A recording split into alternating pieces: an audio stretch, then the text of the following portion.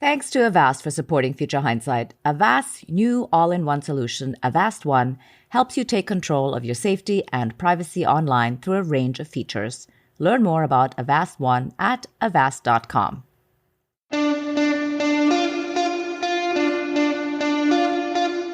Welcome to Future Hindsight, a podcast that takes big ideas about civic life and democracy and turns them into action items for you and me. I'm Mila Atmos.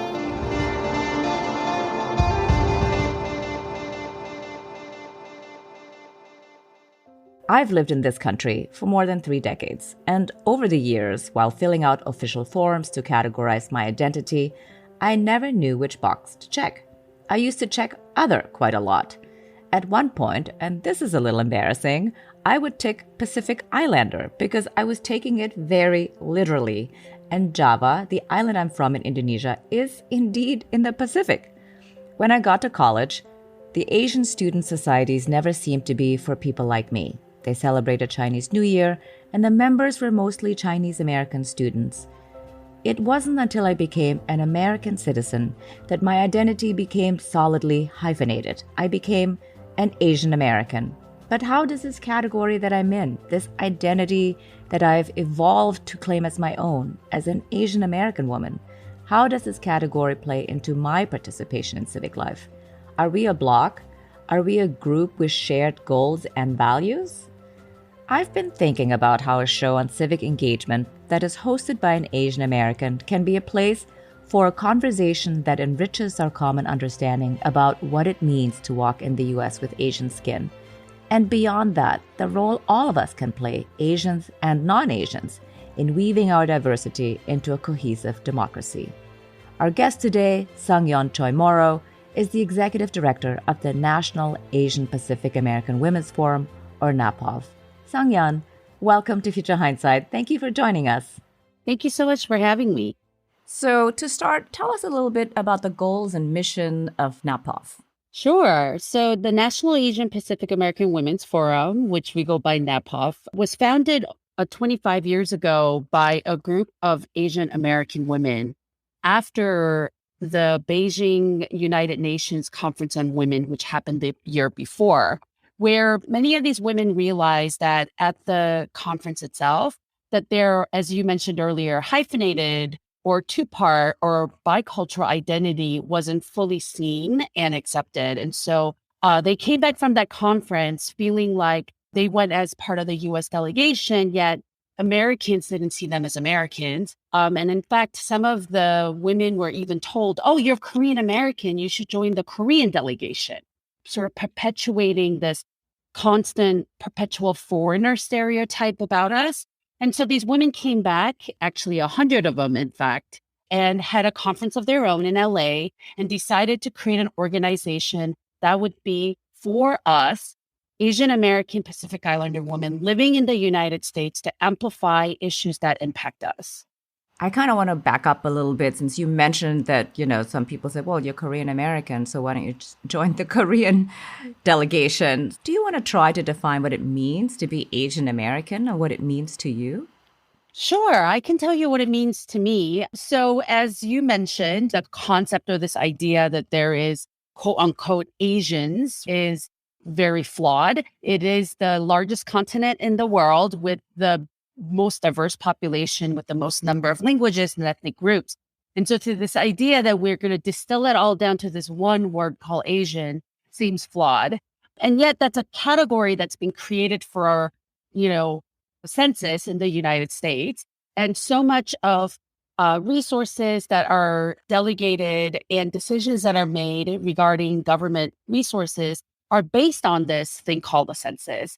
And so I think for me, it's about the utility of the word rather than really more of a personal identity. I embrace it as a way to identify with other people who I can build power with. We can say we are a bloc, that we, by increasing our count in that category, we're able to get more resources to our community, get our foot in the door, and then to explain Asian isn't really a thing. We need language resources in 15 languages. You can't just say, pick one Asian language. The way we get treated is as if Asia is a country But once we can get our foot in the door and get recognized to say, yes, you have a large Asian American population in your district or in your state, then we can have further conversations about the nuances and how our community needs to be addressed and met in our various diversities. So, what are the origins of Asian American as a term? Because you mentioned the census, and really it's a way of at least building power as a bloc. But in a way, it's really imposed from the outside, right? Oh, it's imposed by white people, white Americans. They came up with this category as a way to count people that generally look like, I don't know, I guess from Asia, whatever that means. Because again, there are blue-eyed, blonde-haired Asians, and there are very dark-skinned, curly-haired Asians. I mean, we kind of run the gamut in terms of the way our features look, but it was a way for the US government to categorize a group of people where they didn't know how to categorize them, right? There's a camp of people who really would like for us to rid of that identity or that term altogether and identify in the ways that we want to identify. Like, why do we want to continue to use this term that really doesn't reflect who we are and the values we hold?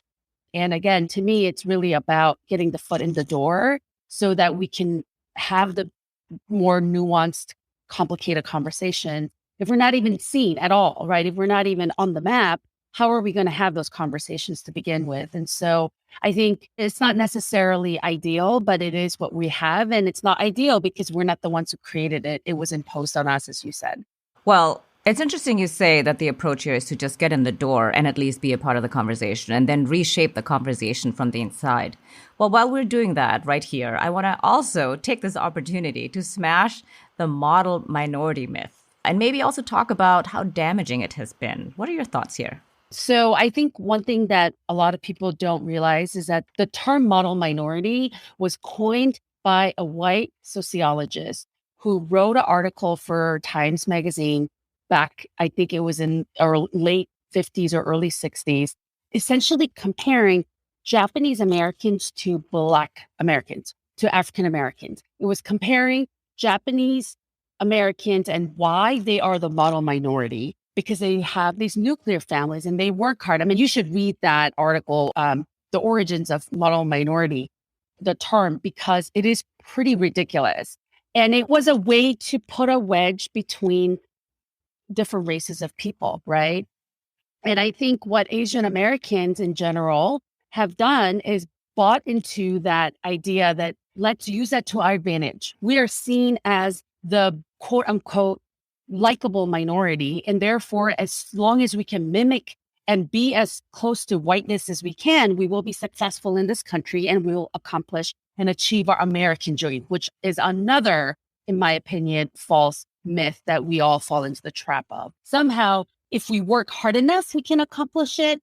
Whereas I believe that there are systemic barriers in this country that allow some people to be able to accomplish the American dream more successfully and not others. So when you look at the Asian American population, for me, the challenges and the thing that really makes me frustrated is that the model minority myth does advantage certain ones of us, especially East Asians. So we've run with it. We've been told, and I say we because I'm Korean American myself, that, you come here, you put your head down, don't ruffle feathers, work hard, study hard, go to Ivy League school, become a lawyer, become a doctor. There you go. You've accomplished the American dream. Not realizing that there are others in our community who have come in similar ways, who have not been given the same benefit of doubt, same advantage, because their skin is darker, because they're not East Asian. They don't have the connections. They don't come with, the resources from home. When you look at the history of Asian Americans and how we've come here, sometimes it's for economic opportunities. And then we also have refugees. We have a wide range. Yet because we're all seen as this quote unquote model minority, all successful, all making lots of money, having graduated from these fancy schools and with fancy jobs, that our community continues to be disadvantaged in resources being invested in our community so that those that don't have those opportunities off the bat are able to have them and gain them. This is one of the things that NAPOF really works on, is dispelling the model minority myth, that we are not your submissive, quiet, follow the rules, smart whiz kids. And I think that over the last couple of years, especially, has come to light that we see that it's not enough to mimic and be close to whiteness as much as possible, or just follow the rules, quote unquote, the rules that help you become successful. And we know that Asian Americans have, been victims of systemic racism historically as well. And we try to sweep that under the rug because we have this idea that the model minority myth is going to save us, and it's not. Yes, for sure. I have lived under that same model for many, many years, all of my life. And I guess it's really hard to shake, though, right? If you're Asian and you live here, I feel like personally, I continually feel that I have to keep my nose to the grindstone and perform, and although, of course, I'm not in school, I still feel like I need to get straight A's. I mean, I think that feeling hasn't gone away. We're taking a short break to thank our sponsor. And when we come back, we're busting the model minority myth. But is the category Asian American also a myth? That's after these messages. Thanks, Avast, for supporting the show. Avast is a global leader in cybersecurity for more than 30 years and trusted by over 435 million users. Avast empowers you with digital safety and privacy, no matter who you are, where you are, or how you connect. Enjoy the opportunities that come with being connected on your terms. Avast's new all-in-one solution, Avast One, helps you take control of your safety and privacy online through a range of features. Learn more about Avast One at avast.com. Avast's data breach monitoring finds out if your online accounts have been compromised or your passwords need to be changed. Avast's firewall protection prevents attacks trying to access your computer or steal our data. Avast's ransomware protection keeps your personal photos, documents, and other files from being changed or deleted. I'm personally a fan of Avast's antivirus feature, which stops viruses and malware from harming your devices. And Avast Smart Scan finds and removes viruses and fixes the most common issues through this optimization scan. Free and premium versions are available. Avast prevents over 1.5 billion attacks every month, and with Avast One, you can confidently take control of your online world without worrying about viruses, phishing attacks, ransomware, hacking attempts, and other cybercrimes. Learn more about Avast One at avast.com. We also want to share about a new podcast. The next time you order up some calamari, stop for a minute and think, where does this actually come from? This summer, Foreign Policy is partnering with the Walton Family Foundation to bring you a new podcast, The Catch. Each episode offers a behind-the-scenes look at the current state of global fishing by tracking squid from the waters of the coast of Peru to the processing plants all the way to the restaurants. And finally, your plate. Join us as we learn what squid tells us about the state of our oceans. Follow and listen to The Catch wherever you get your podcasts. And now, let's return to our conversation with Yeon Choimorrow. But you talk a lot about diversity, and that's something that I alluded to in the introduction, that, being Asian on campus, for example, I always felt like, but I'm not like other Asians. First of all, because I was an international student, I really felt like, I'm not American, so I'm not quite sure why I would be making community with these people. That makes no sense to me, right? And I think that this is something that's also true even if you're American and you have grown up here, but your ethnic background is different from other Asians. I'd love to hear your thoughts about really how diverse we are. You said that there are some Asians who are blonde with blue eyes and some, are classic East Asian looking. And then there's some who, of course, are dark and have curly hair, and how we can actually come together as a bloc, because at the end of the day, maybe that's our only chance in building power.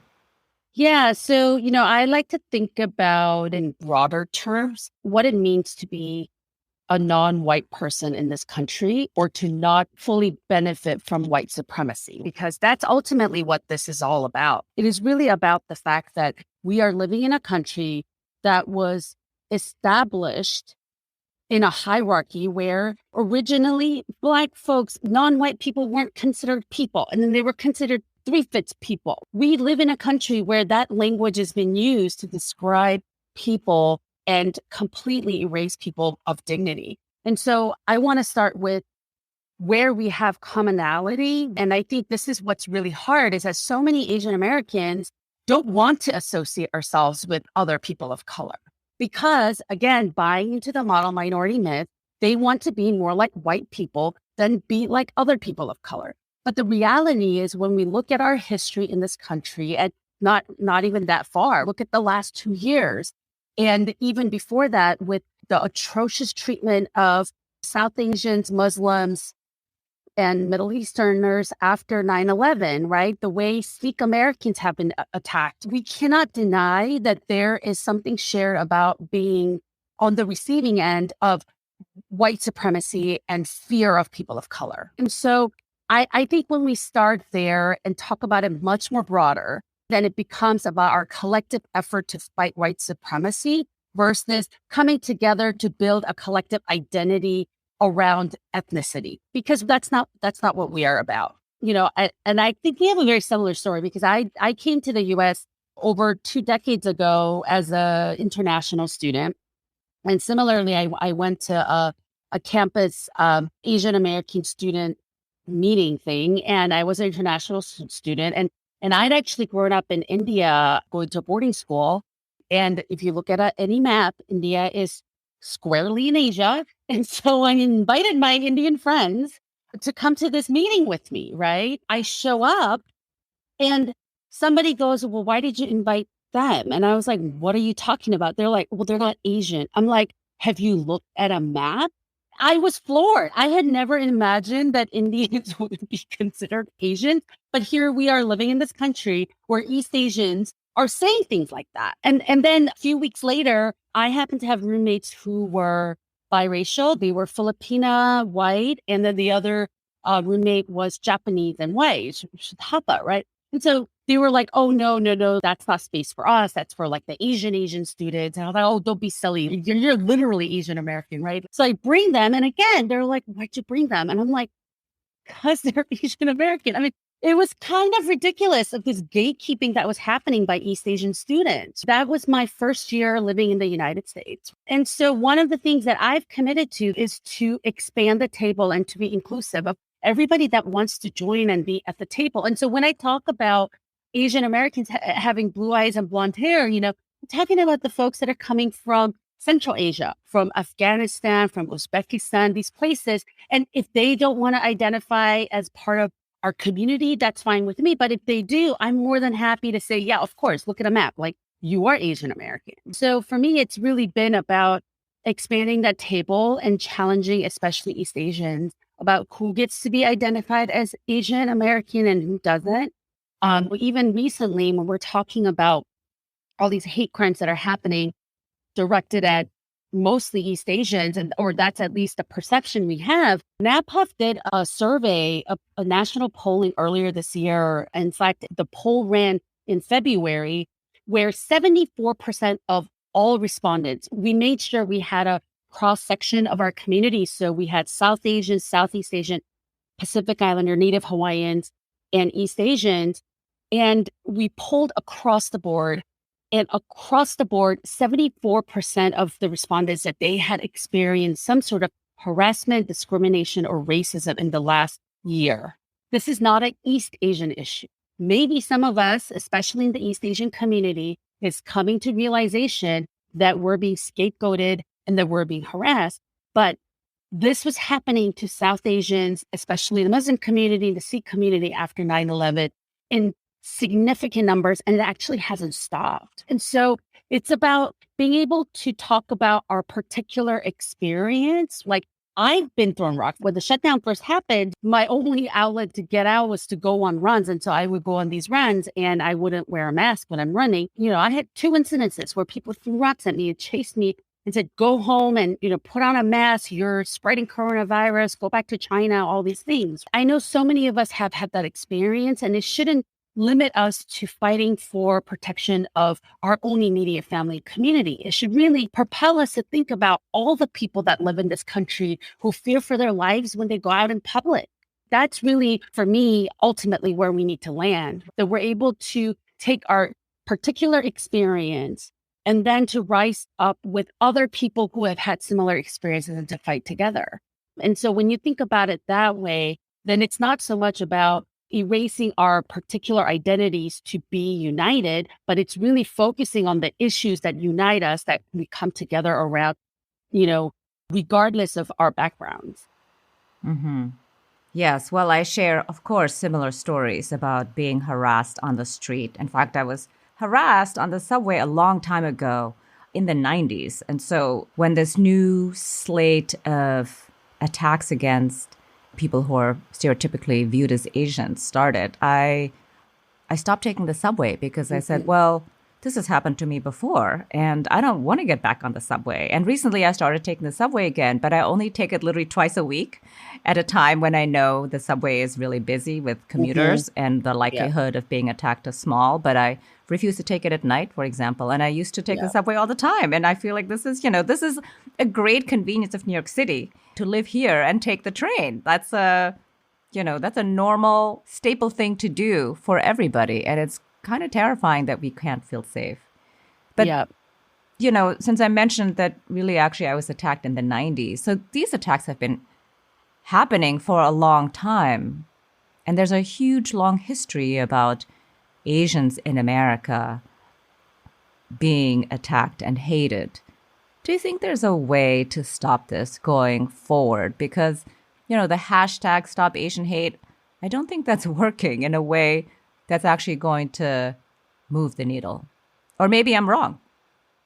I have very mixed feelings about it, right? Some days I wake up and I'm like, okay, we're all going to work together. We're getting recognition, like something's going to happen. And then honestly, in January, I mean, you live in New York City, so obviously you knew about Michelle Guo's murder, Christina Yuna Lee's murder, and then a slew of murders of Asian American women in Albuquerque who work in spas. And so I was getting these media inquiries again, like asking me what I thought was going on. And they're like, well, why is this happening again? Right. And I said, well, it's not that it's happening again.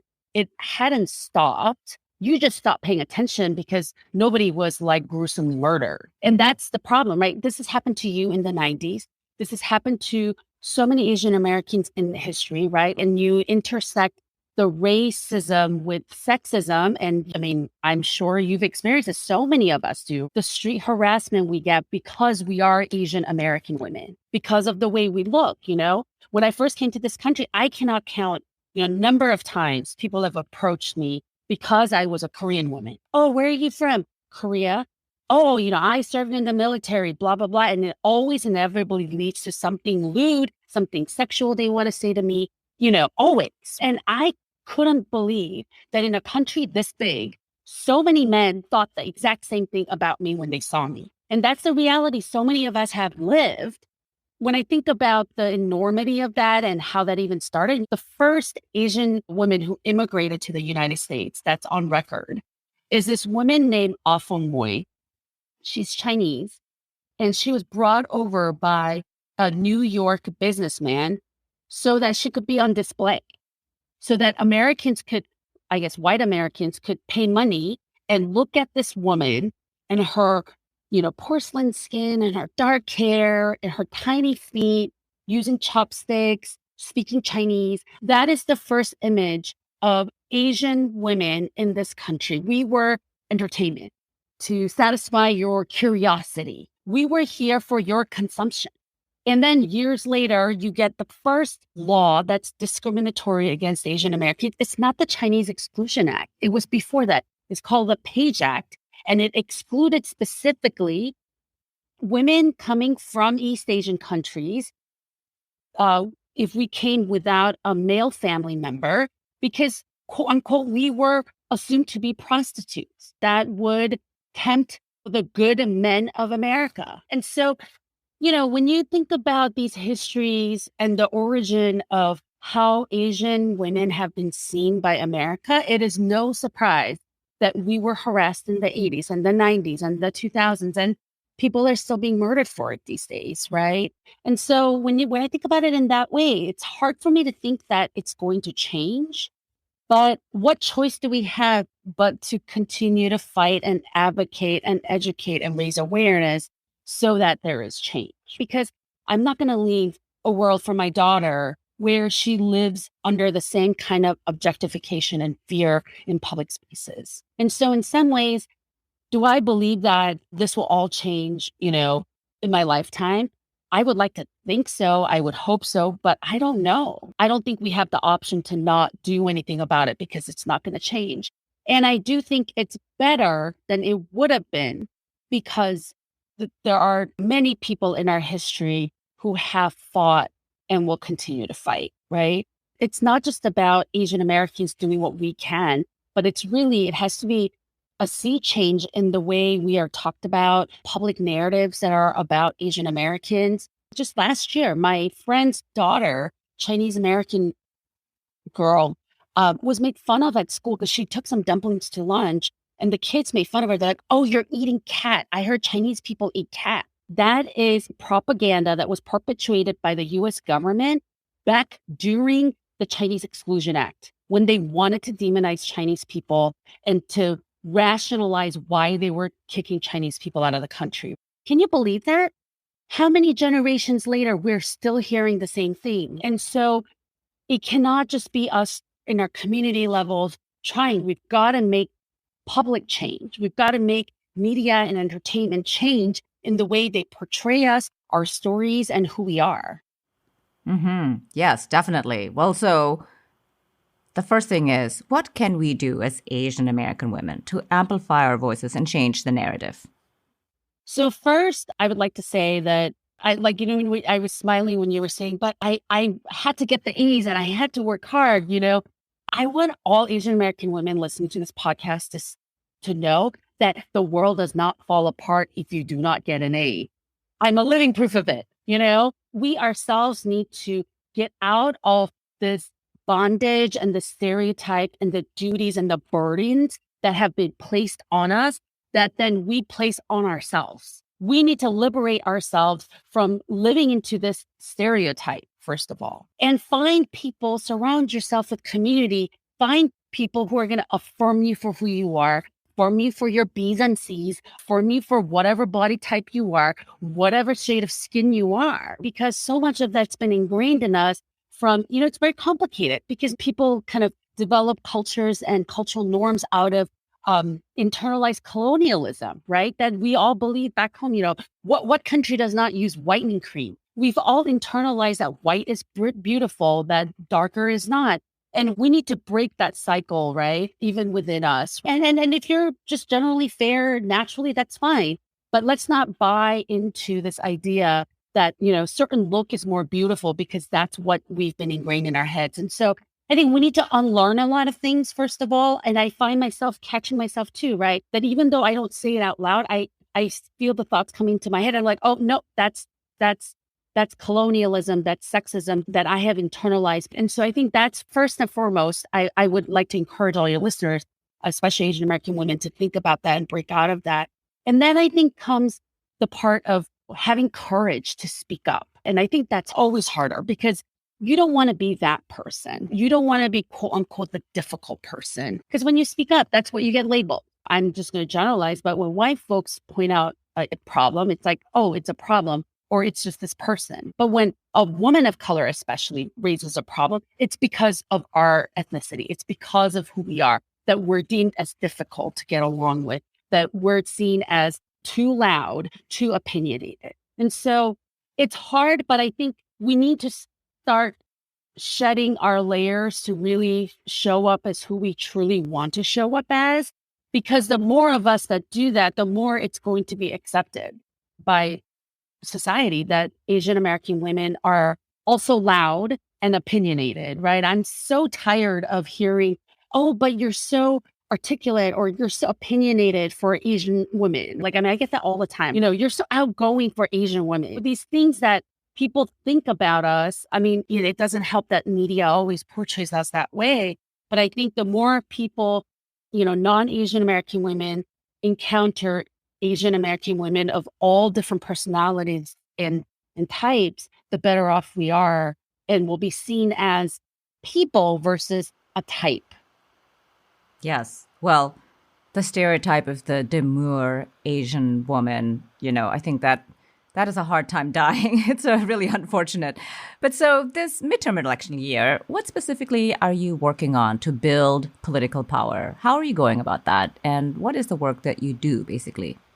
Yeah, so at NAPOF, our mission is to build power with Asian American Pacific Islander women and girls so that we're able to create systemic change, to have agency to make meaningful decisions over our own bodies, our families, and our communities. We believe that when we are able to create systemic change that benefit our community, we're better off for it, right? And in order to be able to create systemic change, we have to have the power to be able to do that. As we've been talking about, there's so many things that have been imposed on us. In so many ways, our lives are a series of consequences and circumstances of other people's decisions. And so in order to change that, we need to show up and we need to participate. And so NAPOF has been working on voter engagement and voter education and voter mobilization for the last 10 years.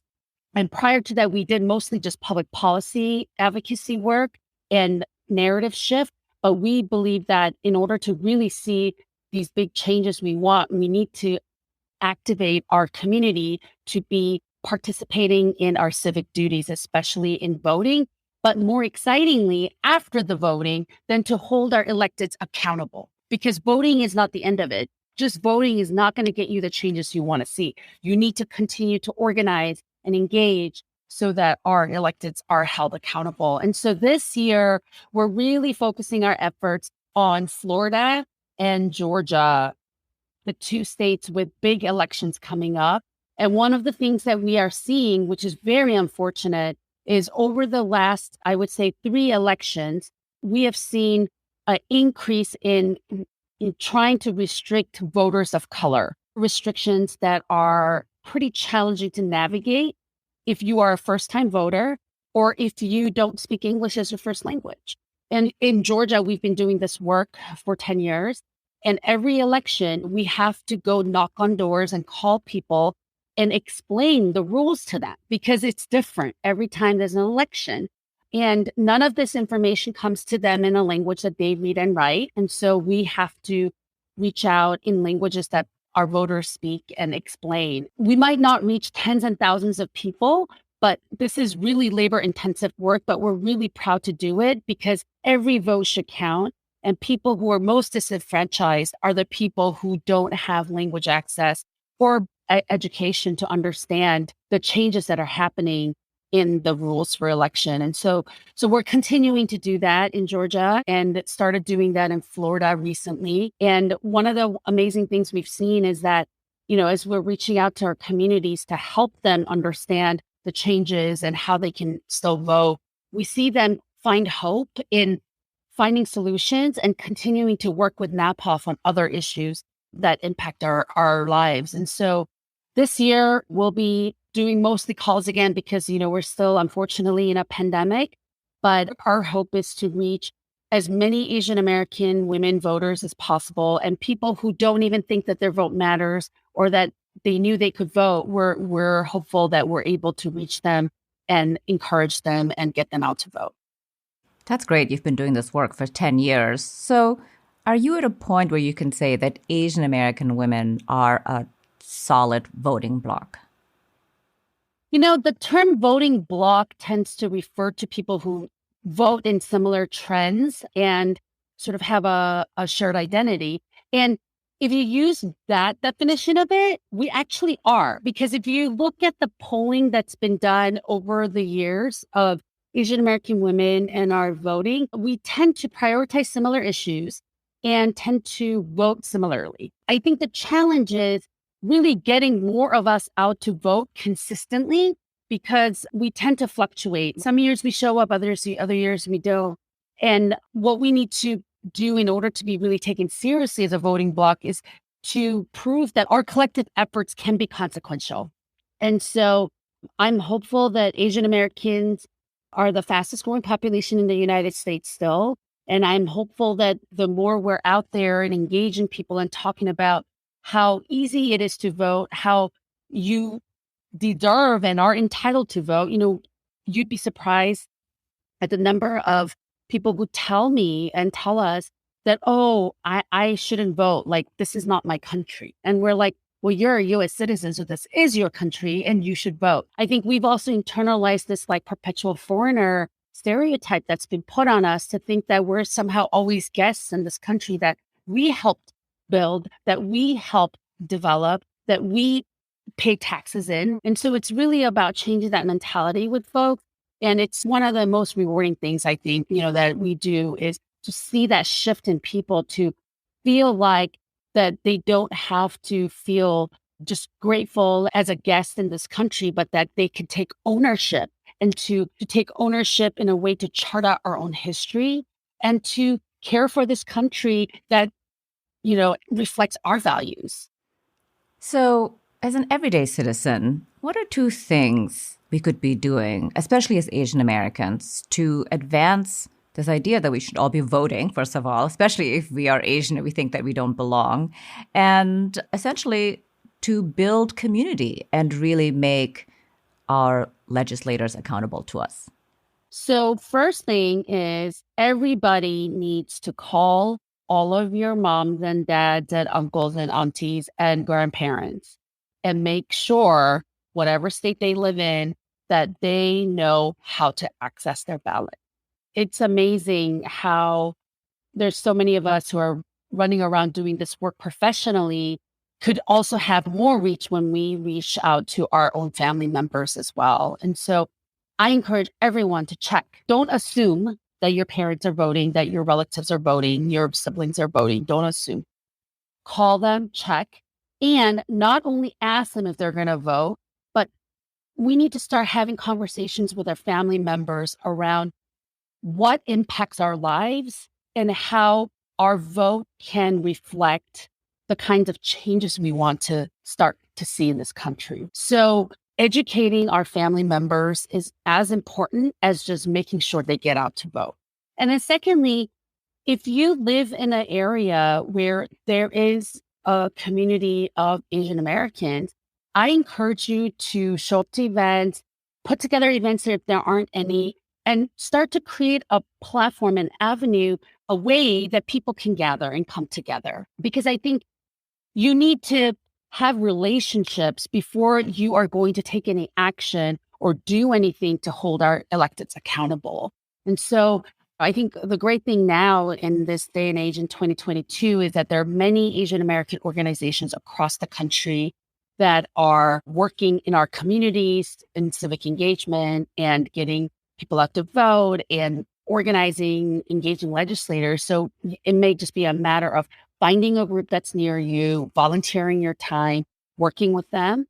But if not, then, be the organizer. Like, do a monthly potluck for the Asian American community in your area. Gather people just to get to know each other. And once you start getting to know each other, you start to understand what are the challenges people face. And from there, identify who can help you solve the problem and then talking to those appropriate elected officials. And so if there isn't a community in your area already, that's what I would really encourage you to do.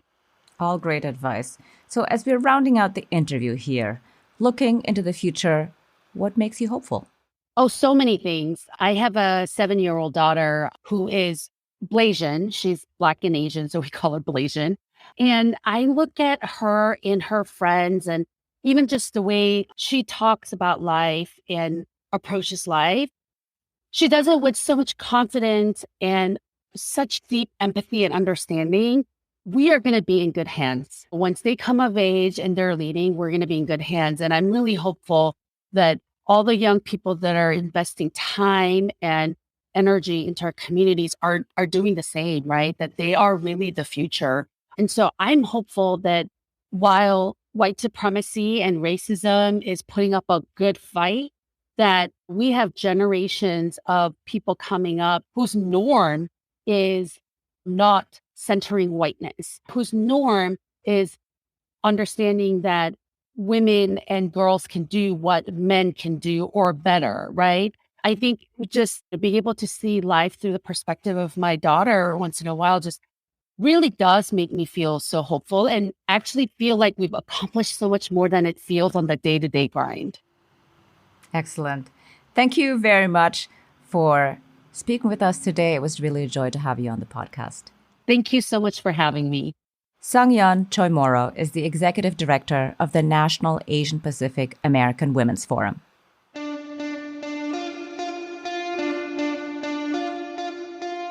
Next week on Future Hindsight, we're joined by Katie Fahey. She's an inspirational citizen changemaker who built nonpartisan people power, getting ordinary people together to fix gerrymandering in her home state of Michigan. So as we started talking at these town halls about the need for a bunch of us to just do a little bit, that's when people's eyes started opening to, oh, maybe I actually could help. That's next time on Future Hindsight. This episode was produced by Zach Travis and Sarah Birmingham. Until next time, stay engaged.